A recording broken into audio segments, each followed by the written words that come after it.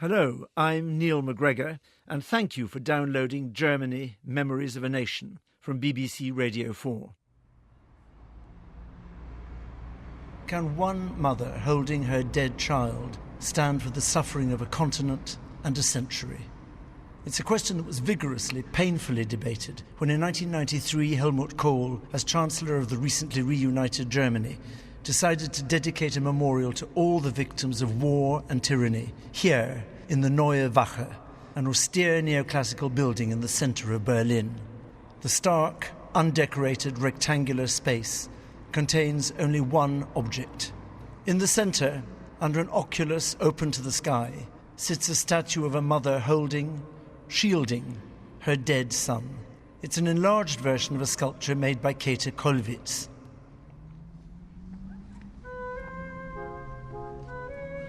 The life and death of Kathe Kollwitz were shaped by and closely mirror the history of Prussia, from its 1860s triumphs under Bismarck as it united all Germany under its leadership, to its physical devastation and its removal from the map of Europe in 1945.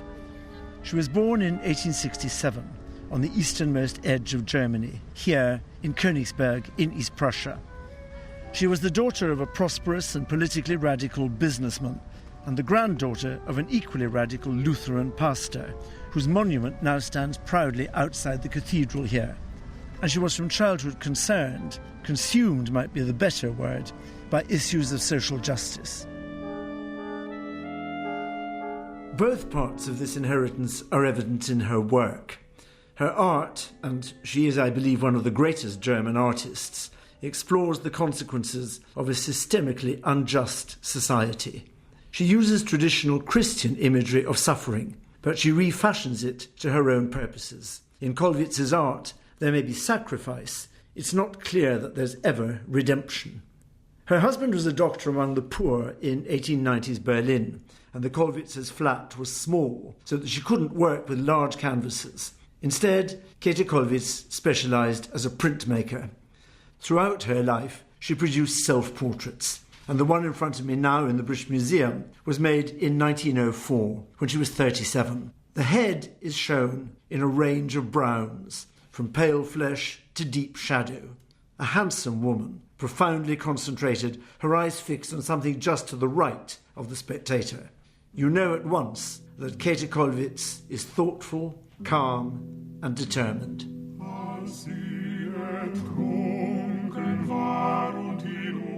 She had this great capacity of compassion.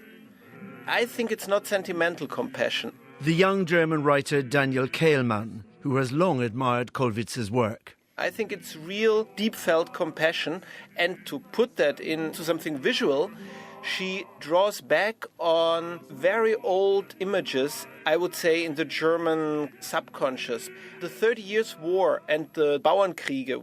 In some way, I think it's still etched into the German collective memory.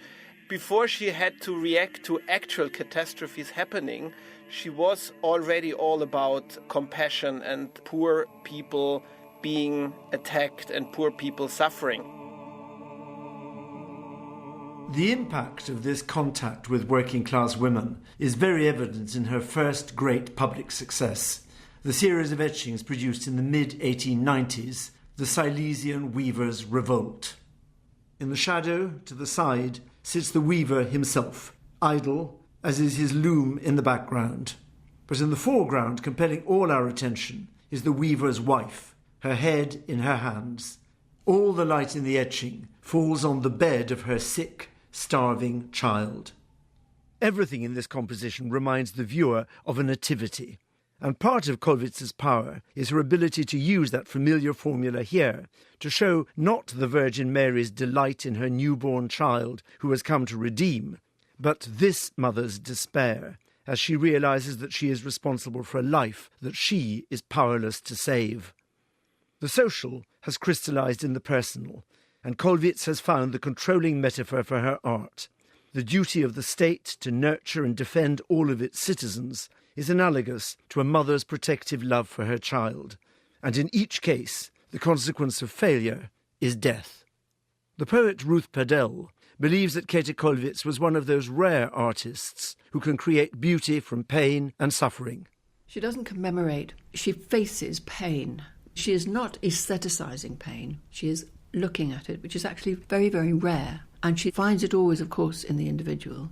Because if you're going to make a really good work, a work that lives, you can't just take an abstract theme like war or revolution. You go in via the particular.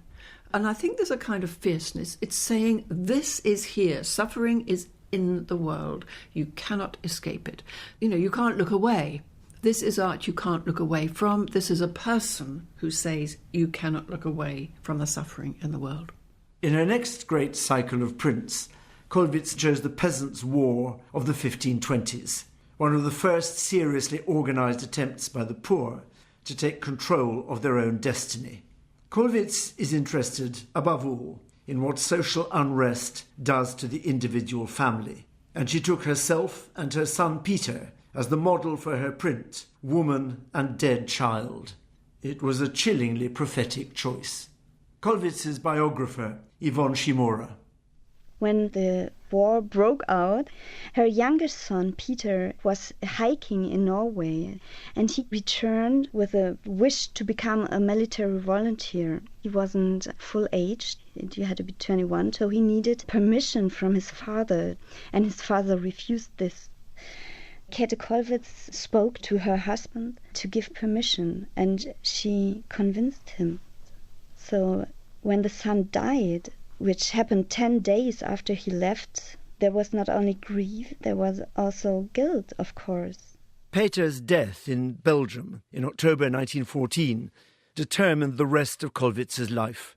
"There is in our lives a wound," she wrote, "which will never heal, nor should it." She fell into a deep depression and began trying to make a sculpture as a tribute to her son and his comrades. She couldn't bring herself to complete it, and she destroyed it in 1919.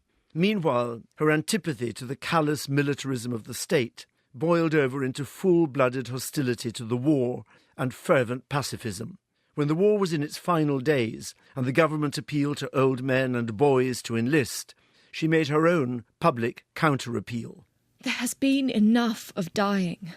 Let not another man fall." In 1924, she published another cycle of prints, simply entitled Krieg, War. Unlike those by other artists, they show nothing of battle or destruction, but only scenes of the home front. Once again, she focuses on mothers and children and the heartbreak and hardship endured during what she called these unspeakably difficult years. The prints are hard to look at, starkly black and white, faces tortured with grief and fear and horror. As a woman's witness to war, they are, I believe, unmatched. The first in the series, The Sacrifice, reflects her own feelings of guilt and grief about the fate of her son Peter.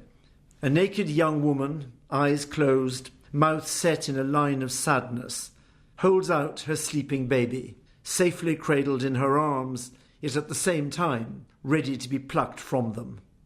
How willingly, how blindly we walk into war. Like no other artist of the time, Kollwitz gives voice in these prints to the overwhelming sense of personal loss felt by individual Germans. The loss of sons, fathers, brothers, lovers, the loss of a whole generation, of political stability, of territory, of individual dignity. A woman's response to a man's war, her own response to a death that she might have been able to prevent. It was a response, according to Ruth Padel, that led her finally to complete her memorial to her dead son, Peter. It took her 18 years, and it didn't show Peter. It just showed the parents grieving. It's in a cemetery in Belgium. That was a very public monument. Of course, she gave the two grieving, they're called the grieving parents, she gave them her face and that of her husband. But later she realised that she hadn't finished her own mourning. And I think for her, perhaps, the act of creating was very, very close to the act of mourning, because both involve a kind of reparation, but also an acknowledgement of loss. In 1935, she produced her last cycle of prints, called simply Death. 8 lithographs showing the arrival of death. The one in front of me now in the British Museum is the final one, The Call of Death.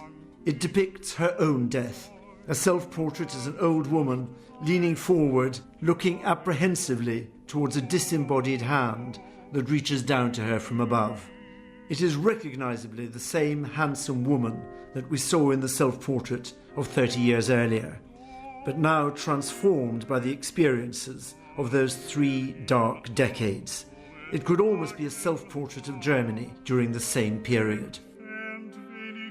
On the 22nd of October 1937, the anniversary of Peter's death, she wrote in her diary, I am working at a small sculpture which has developed out of my attempt to make a sculpture of an old person. It has become something like a pietà. The mother is seated and has her dead son lying between her knees in her lap. Although the form derives from religious imagery, there is, I think, nothing Christian in this sculpture.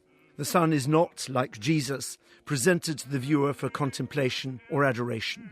He's not resting, as in Michelangelo's Pietà, on his mother's knees, but is huddled between her legs. His knees are drawn up so far that he's almost totally enclosed by his mother's body. She does not show him to us, but attempts to shield him, though he's already dead, from further harm. And the pathos of that futile gesture is extreme.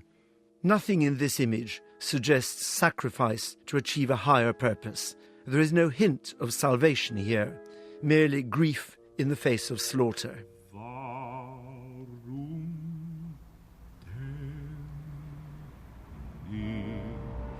On November the 14th, 1993, in the pouring rain, the President of Germany, Richard von Weizsäcker, came to this building in Berlin, the Neue Wache. It was a low-key ceremony with no formal speeches, even though this place over the years has been the memorial to 3 different wars. It was the Prussian memorial to the Napoleonic Wars, the Weimar Republic's memorial for the First World War, and finally the Soviet memorial for the victims of fascism and militarism in the Second World War. Now the building was to commemorate the victims of all wars and tyrannies. The choice of Kollwitz's sculpture was not universally welcomed. Some said that one woman mourning her son could not do justice to the victims of the Holocaust, the mass deaths of the Second World War, as well as those of the First. But I would argue that most people can identify only with the personal. It sums up the suffering of everybody in all wars, in all tyrannies. The face of the dead son is turned up towards the mother.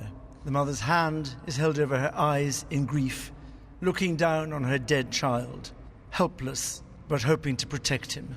Kathe Kollwitz felt in the loss of her son not just the grief of any mother, but guilt that she, by encouraging him to volunteer, had been complicit in his death.